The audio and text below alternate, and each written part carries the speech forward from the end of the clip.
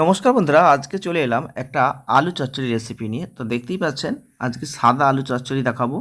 তো আপনারা সাদা আলু চচ্চড়ি কীভাবে করবেন এবং কি দিলে স্বাদটা এর থেকে দারুণ হতে পারে, দ্বিগুণ হবে, খুব সুন্দর স্বাদ পাবেন, সেটা জানতে গেলে আজকের ভিডিওটি অবশ্যই পুরো দেখবেন। কারণ অনেক দিন ব্রত যখন থাকে তখন আপনারা নিরামিষ প্রক্রিয়ায় সাদা আলু চচ্চড়ি কিন্তু স্বাদ পান না, তার জন্য অনেকে করতে চান না, খেতে চান না, সেটাই আজকে দেখাবো। তো চলুন আজকের ভিডিওই দেখে নেওয়া যাক।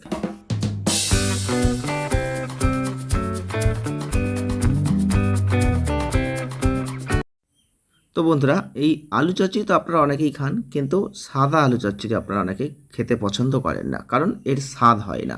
তাই হলুদ বিন এই সাদা আলু চচ্চড়ি আপনাদের ভালো লাগে না। আজকে দেখুন ভিডিওটা, নিশ্চয়ই করতে পারবেন।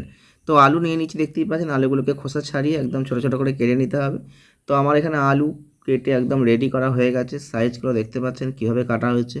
আর তার সাথে কাঁচা লঙ্কা নিয়ে নিয়েছি, একদম রেডি একটি পাত্রে সাজিয়ে নিয়েছি। তো এই আলুগুলো দিয়েই কিন্তু আজকে আমরা নিরামিষ প্রক্রিয়ায় একদম সাদা আলু চচ্চড়ি বানাবো। কারণ যেদিনকে ব্রত রাখেন সেদিন অবশ্যই কিন্তু হলুদবিহীন অনেকেই খাবার খান।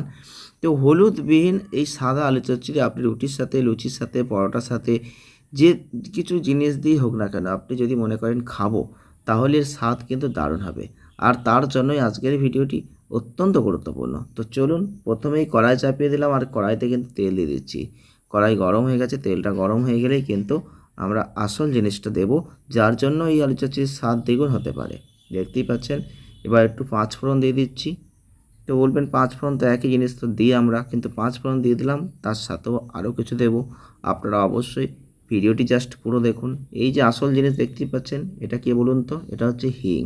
তো হিঙের গুঁড়ো অবশ্যই একটু দিতে হবে, তবেই কিন্তু এর স্বাদটা পাবেন। তো যারা সাদা আলু চচ্চড়ি করছেন, স্বাদ পাচ্ছেন না, ভালো লাগছে না, তাদের বলবো এক চিমটি হিং আপনি গুঁড়িয়ে অবশ্যই এখানে দেওয়ার চেষ্টা করুন।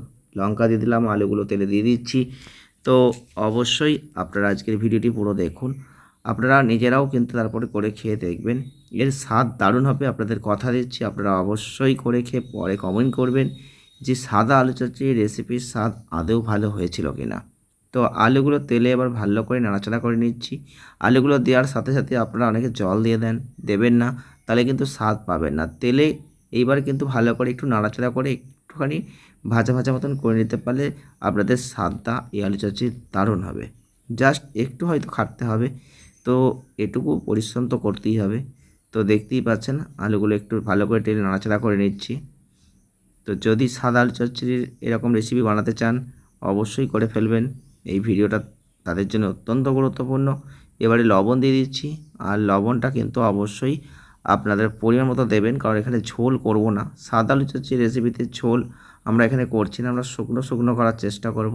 তো গায়ে মাখা টাইপের আলু চচ্চড়ি হবে, তার জন্য লবণটা কিন্তু সেই রকম পরিমাণে দিয়েছি। এবার জল দিয়ে দিলাম, কারণ আলুগুলো সিদ্ধ হবে। তো যেরকম পরিমাণে জল লাগবে দেখতেই পাচ্ছেন, জল দিয়ে দিয়েছি। এবার চাপা দিয়ে দিলাম। তো 5 মিনিট পর আমরা আবার চাপাটা খুলে ফেলেছি, দেখতেই পাচ্ছেন। ঢাকনা খুলে নিয়েছি, দেখতেই পাচ্ছেন ফুটছে। আর গ্যাসের আঁচটা অবশ্যই মিডিয়ামে দেওয়া রয়েছে, দেখতেই পাচ্ছেন। আলুগুলো সিদ্ধ হয়েছে কিনা আমরা একটুখানি দেখে নিচ্ছি। তো আপনারা অবশ্যই সাদা আলুর চচ্চড়ি রেসিপিটা আজকের ভিডিওটি দেখার পর কমেন্ট করে জানাবেন আপনাদের কেমন লেগেছে, আর কী ধরনের রেসিপি আপনারা দেখতে চাইছেন। আমাদের একটা ফেসবুক পেজ রয়েছে, আপনারা যদি মনে করেন যে ফেসবুক পেজটা ফলো করছি, অবশ্যই করে রাখতে পারেন। সেখানেও কিন্তু এই নিত্য নতুন রেসিপির ভিডিও আপনারা পেয়ে যাবেন। তো দেখতেই পাচ্ছি আলুগুলো সিদ্ধ হয়ে গেছে কিনা। তো মোটামুটি আলুগুলো দেখছি সিদ্ধ হয়ে এসেছে, আর একটুখানি বাকি আছে। তার জন্য কিন্তু এই জলটা শুকনো হওয়া প্রয়োজন। জলটা আস্তে আস্তে শুকনো হয়ে গেছে, দেখতেই পাচ্ছেন। এবারে আমরা আলু চচ্চড়িটা একদম কমপ্লিট করে ফেললাম। আর কীরকম হয়েছে বুঝতেই পেরেছেন। আজকের ভিডিওটি এ পর্যন্তই। দেখা হচ্ছে নেক্সট ভিডিওর সঙ্গে। থাকুন, ভালো থাকুন, সুস্থ থাকুন, আনন্দ থাকুন। ধন্যবাদ।